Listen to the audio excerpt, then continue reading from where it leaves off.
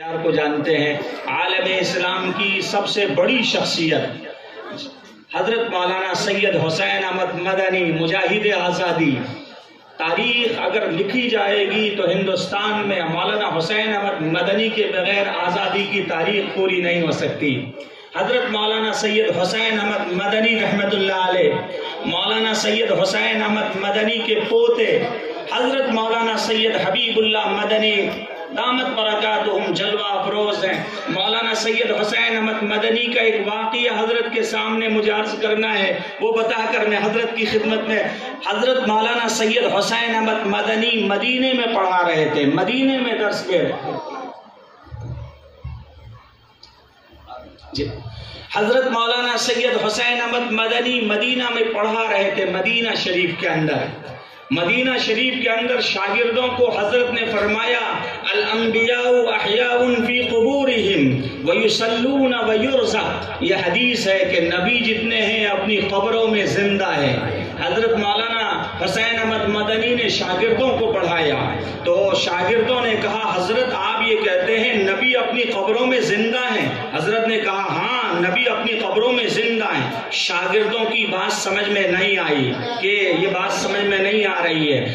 علماء اور مورخین نے لکھا ہے کہ شاگردوں نے اپنی آنکھیں بند کی، آنکھیں بند کی، شاگردوں نے آنکھیں بند کی۔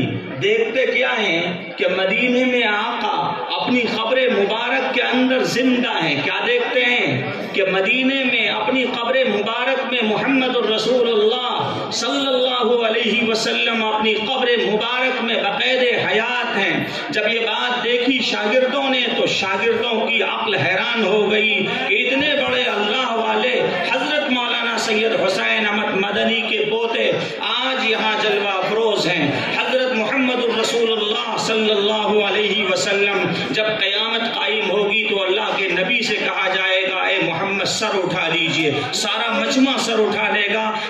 اللہ کہیں گے تم کیوں اٹھا رہے ہو اپنا سر، تم کیوں اٹھا رہے ہو؟ سارے کہیں گے ہمارا نام بھی تو محمد ہے، ہمارا نام بھی تو محمد ہے۔ اللہ کہے گا اچھا تمہارا نام محمد، تم نے اپنا نام محمد کیوں رکھا؟